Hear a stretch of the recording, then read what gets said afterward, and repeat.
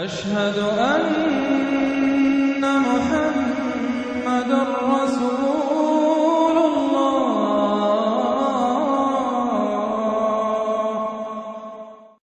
سورة الفجر. بسم اللہ الرحمن الرحیم. والفجر وليال عشر والشفع والوتر واللیل اذا یسر. یہ قسمیں جو ہیں پہلے جیسے کہ اس کی مشکلات القرآن میں سے ہیں اور اس طرح کے دورے میں اس میں بحث نہیں ہو سکتی، لیکن یہ کہ فجر عام خیال یہ کہ اس سے مراد ہے 10 ذی حج کی جو فجر ہوتی ہے جس کے بعد کہ نہر ہوتا ہے، قربانی ہوتی ہے، وہ گویا کہ کلائمیکس ہے پھر حج کے افعال کا. ولیال عشر، اور اس سے پہلے کی 10 راتیں. ظاہر بات ہے کہ 10 تاریخ جب ہوگی تو 10ویں رات گزر چکی ہے، تو یکم ذی الحج سے لے کر اور 10 ذی الحج تک کی یہ 10 راتیں جو ہے گزر چکی ہیں. والشفع والوتر، اور ایک 10 راتیں وہ ہے کہ جو عشرہ رمضان مبارک میں ہیں، اس میں شفع اور وتر کا فرق ہے، جفت اور طاق کا. طاق میں پھر لیلۃ القدر ہے. ویسے یہ کہ یہ طاق رات کون سی ہوتی ہے، اب اس کے بارے میں کافی کچھ ایک مسائل پیدا ہو چکے ہیں کہ اب ہماری جو ہے آج کی 25 تاریخ ہے اور سعودی عرب میں 26 ہے، کل ہمارے ہاں 26 ہوگی، وہاں 27 ہوگی، اور یہاں ہمارے پاکستان میں بھی شمالی علاقوں میں پٹھانوں کے علاقے میں بہت سے علاقے ہیں جس میں کہ آج جو ہے وہ 26ویں ہے اور کل 27ویں ہوگی. یہ بھی ایک مسئلہ ہے اس وقت، لیکن اس وقت اس پر گفتگو کا موقع نہیں. بہرحال یہاں تک والشفع والوتر یہی خیال ہے کہ اس سے مراد ہے کہ یہ جو راتیں ہیں جو جفت اور طاق ہیں ماہ رمضان مبارک کے آخری عشرے کی. واللیل اذا یسر، اور رات اس گواہ ہے رات جب کہ وہ چلے.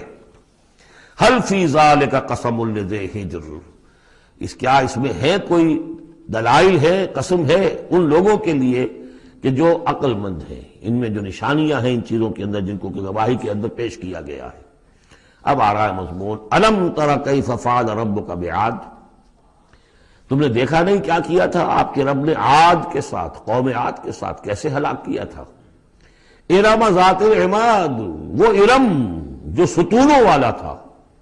خیال یہ ہے کہ ارم جو ہے یہ قوم عاد کا شاہی خاندان تھا، جیسے فراعنہ مصر کے، نماردہ عراق کے، تبع یہ تھے یمن کے، اور ارم جو ہے یہ قوم عاد کا جو خاندان تھا بادشاہی، ان کا لقب تھا. ذات العماد، اونچے اونچے ستونوں والا.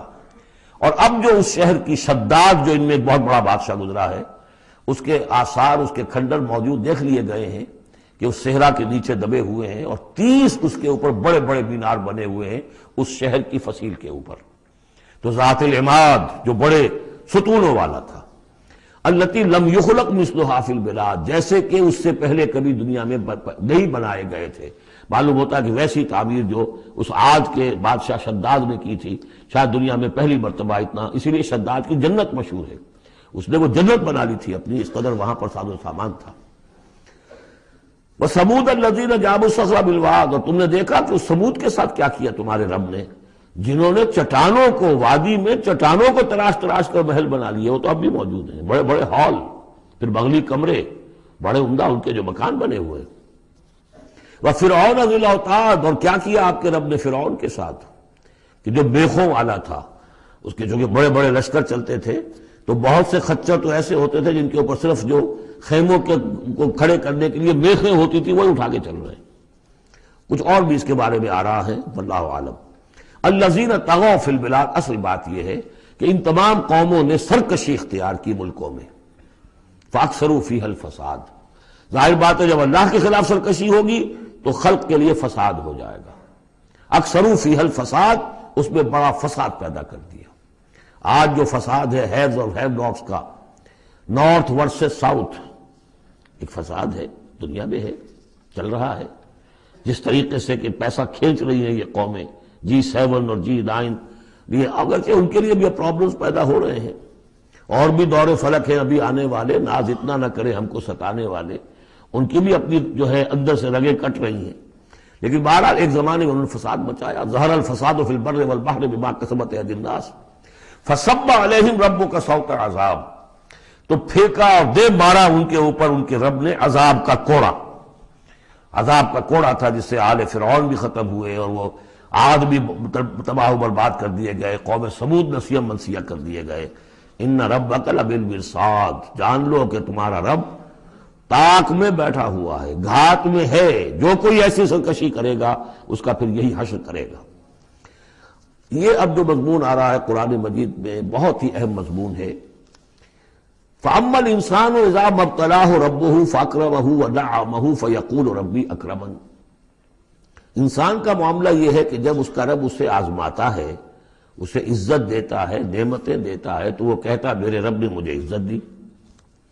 وَأَمَّا إِذَا مَا ابْتَلَاهُ فَقَدَرَ عَلَيْهِ رِزْقَهُ، جب اسے آزماتا ہے اور اس کا رزق جو ہے اس پر تنگ کر دیتا ہے، راشننگ کر دیتا ہے، تھوڑا تھوڑا دیتا ہے، فَيَقُولُ رَبِّي أَهَانَنِ، تو وہ کہتا ہے میرے رب نے مجھے ذلیل کر دیا۔ کلا، ایسا نہیں ہے۔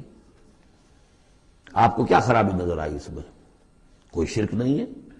اس نے یہ تو نہیں کہا کہ مجھے نعمتیں دی ہے تو کوئی لکشمی بائی کی کرپا ہو گئی ہے، یہ تو نہیں کہا۔ اللہ نے، میرے رب نے مجھے عزت دے دی، اور اگر کہیں تنگی آ گئی ہے تو یہ میرے رب نے مجھے ذلیل کر دیا۔ توحید تو مکمل ہے نا یار، کہ کسی اور دیوی دیوتا، کسی اور الہہ کا تذکرہ نہیں ہے، رب ہی نے مجھے عزت دی، رب ہی نے مجھے ذلیل کیا۔ تو عز من تشاء و تذل من تشاء، اے اللہ تو ہی ہے جس کو چاہتا عزت دیتا ہے، جس کو چاہتا ذلیل کر دیتا ہے۔ تو کیا خرابی کیا ہے اس میں؟ اس میں خرابی یہ ہے کہ اس دنیا میں جو کچھ تمہیں ملتا ہے تم اسے عزت مت سمجھو، یہ امتحان ہے، اور اگر کبھی تنگی آتی ہے اسے ذلت نہ سمجھو، یہ بھی امتحان ہے۔ یہ برابر ہے، یہ تم نے اسے عزت سمجھا دھوکہ کھا گئے، اس کو ذلت سمجھا دھوکہ کھا گئے۔ چاہے توحید انٹیکٹ ہے آپ کی، لیکن توحید جو ہے وہ تو یوں سمجھیے کہ جڑ بنیاد ہے نا ہدایت کی، اس سے اوپر بھی تو منزلیں ہیں ہدایت کی کہ نہیں۔ یہ امتحان ہے۔ ایک لفظ جو کامن ہے، اذا ما ابتلاہ ربہ فاکرمہ، جب اسے ابتلا میں ڈالا اور ابتلا میں عزت دی۔ دیکھیں اب کرتا کیا ہے، صبر کر، یہ شکر کرتا ہے، اپنی جو بھی ہم نے اس کو نعمتیں دی ہیں وہ حقداروں کو ان کے حق ادا کرتا ہے کہ نہیں کرتا ہے۔ یہ عزت نہیں ہے، عزت تو تب ہوگی جب تم اس امتحان میں پورے اترو گے۔ ذالک یوم التغابن، وہ تو قیامت میں پتہ چلے گا کہ کس کے لیے عزت تھی، کس کے لیے نہیں۔ کسی کو تنگی دی ہے تو یہ ذلت نہیں ہے، دیکھنا ہے صبر کرتا ہے کہ نہیں کرتا۔ کہیں یہ بالکل مستر ہو کر اور اپنی عزت نفس جو ہے ہتھیلی پر رکھ کر لوگوں کے سامنے مانگنے کے لیے تو نہیں نکل جاتا، پتہ چل گیا نا۔ تو یہ امتحان ہے۔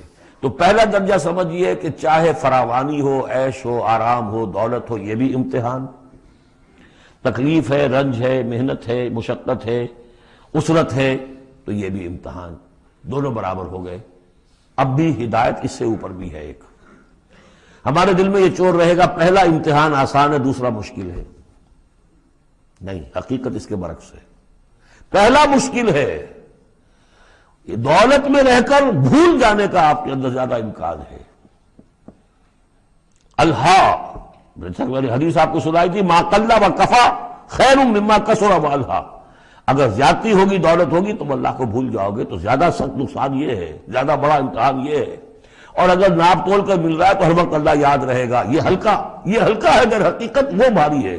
اور اسی میں وہ واقعہ نوٹ کر لیجئے امام احمد ابن حنبل رحمۃ اللہ علیہ کا، کہ جب وہ مار پڑ رہی تھی کہ جس کے بارے میں الفاظ ہیں کہ ہاتھی کو بھی وہ مار پڑتی تو بالبلا اٹھتا، اس وقت آنکھوں میں آنسو نہیں آئے۔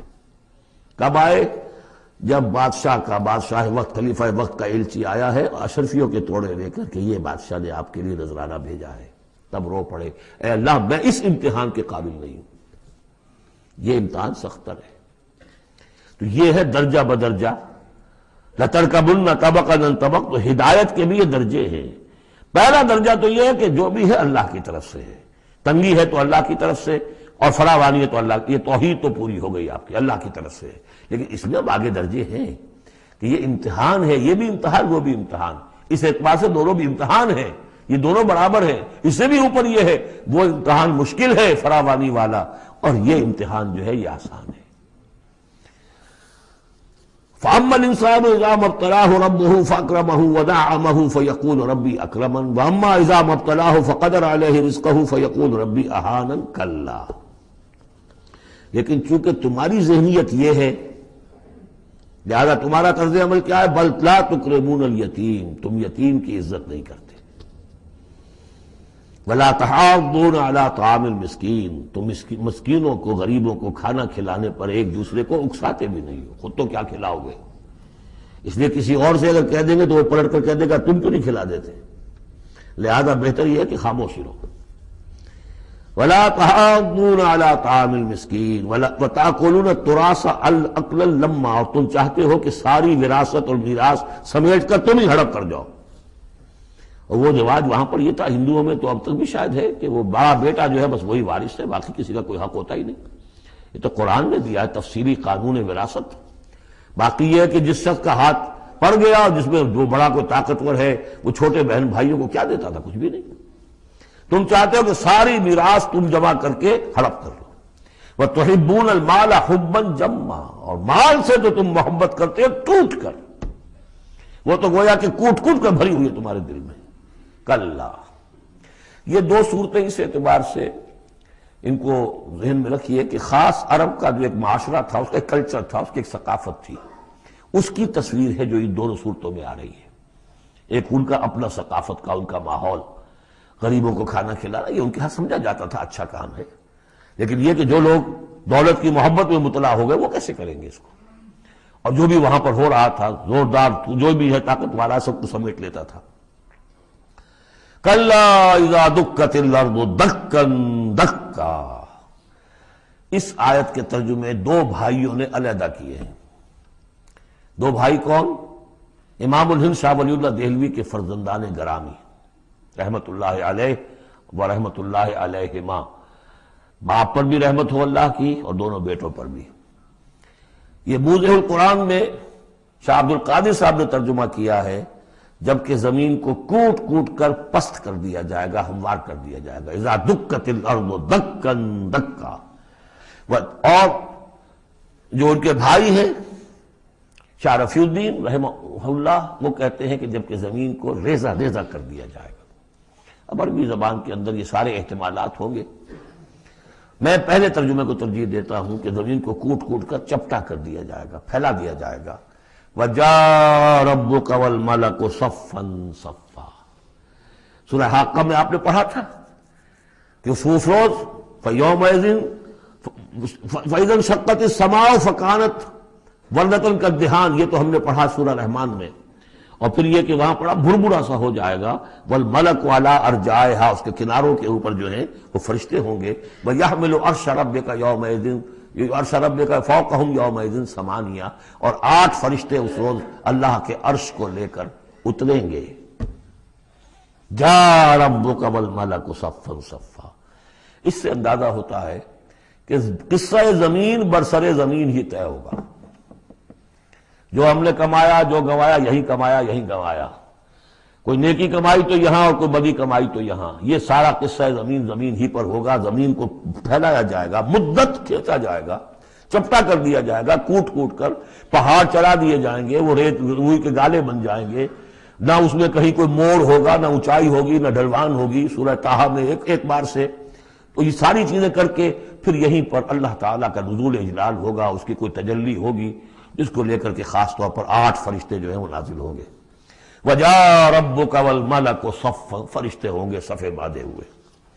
وَجِيءَ يَوْمَئِذٍ بِجَهَنَّمَ، اور لے آئی جائے گی اس دن جہنم بھی، اور جیسا کہ میں نے عرض کیا غالباً وہ اسی زمین میں سے نکل آئے گی، یہی جو اندر موجود ہے، جو لاوا نکلتا ہے کبھی، ان تمام جو بھی یہ آتش فشاں پہاڑ ہوتے کہاں سے نکلتا ہے؟ یہ اندر ہے زمین کے، اگر اس کو کوٹ دیا جائے، اس کو کھینچا جائے تو وہی چیز ظاہر ہو جائے گی، سامنے آ جائے گی۔ واللہ عالم۔ یومئذ یتذکر الانسان وانیٰ لہ الذکریٰ، اس دن انسان کو سبق یاد آئے گا، یاد کرے گا، چیتے گا وہ انسان، یہ شاہ صاحب کا لفظ تھا، چیتے گا انسان، یاد آ جائے گا اسے کہ وہ کیا کر کے لایا تھا یہاں پہ، اور اسے پوری نصیحت حاصل ہو جائے گی۔ لیکن اب یہ نصیحت کس کام کی؟ یومئذ یتذکر الانسان وانیٰ لہ الذکریٰ، اب یہ کس لیے؟ اب تو اس کا کوئی فائدہ نہیں۔ وہ تو دنیا میں اگر تم نے دیکھا ہوتا، سوچا ہوتا، حقائق تم پر منکشف ہوتے تو فائدہ تھا، یہاں تو نہیں۔ یقول یا لیتنی قدمت لحیاتی، وہ کہے گا ہائے کاش میں نے اپنی زندگی کے لیے کچھ آگے بھیجا ہوتا۔ یہ لفظ نوٹ کیجیے، حیاتی، میری زندگی تو اصلی یہ ہے، آج معلوم ہوا مجھے. میں تو دنیا کی زندگی کو زندگی سمجھتا رہا، وہ زندگی نہیں تھی، وہ زندگی کی تمہید تھی، وہ ایک امتحانی وقفہ تھا. چھانٹی کرنے کے لیے اللہ تعالیٰ نے تمہاری بڑی طویل زندگی میں، وہ زندگی برطرز اندیشہ سود و زیاں ہے زندگی، ہے کبھی جاں اور کبھی تسلیم جاں ہے زندگی. تو اسے پیمانہ امروز و فردا سے نہ ناپ، جاویداں پہ ہم دواں ہر دم جواں ہے زندگی. اس زندگی کا تھوڑا سا حصہ کاٹ لیا موت کا وقفہ ڈال کر. یہ ہے آپ کا ٹیسٹنگ پیریڈ. خلق الموت والحیات لیبلوکم ایکم احسن عملا. تو امتحان پاس کرتے ہو اچھے مستقبل کے لیے، اس امتحان کو پاس کرنا تھا اس آخرت کے لیے. اب وہ کہے گا یقول یا لیتنی قدمت لحیاتی، کاش کہ میں نے اپنی زندگی کے لیے کچھ آگے بھیجا ہوتا. فیومئذ لا یعذب عذابہ احد، تو اس دن وہ عذاب دے گا کہ جیسا عذاب کوئی نہ دے سکے. لا یعذب عذابہ احد، اس کا سا عذاب نہ دے سکے کوئی اور. ولا یوثق وثاقہ احد، اور اس کا سا باندھنا نہ باندھ سکے کوئی اور. لیکن اسی وقت کچھ قسمت ہوں گے، کوئی خوش قسمت، جن سے کہا جائے گا یا ایتھا النفس المطمئنہ، اے نفس مطمئنہ. کون؟ جو اس زندگی میں، امتحانی زندگی میں مطمئن ہو کر اپنے رب کی بندگی میں لگا رہا، یکسوئی کے ساتھ اس کے دین کے ساتھ چمٹا رہا. مطمئن، یا ایتھا النفس المطمئنہ ارجعی الی ربک راضیۃ مرضیہ. اب لوٹ جاؤ اپنے رب کی طرف اس حال میں کہ تم اس سے راضی، وہ تم سے راضی. رضی اللہ عنہم ورضوا عنہ فادخلی فی عبادی، داخل ہو جاؤ میرے نیک بندوں میں. اولئک مع الذین انعم اللہ علیہم من النبیین والصدیقین والشہداء والصالحین. جاؤ ادھر جاؤ. فادخلی جنتی، اور داخل ہو جاؤ میری جنت میں. اللہم ربنا اجعلنا منہم. بڑی ہمت کرنی پڑے گی یہ کہنے کے لیے کہ پروردگار ہمیں ان میں شامل فرما دے.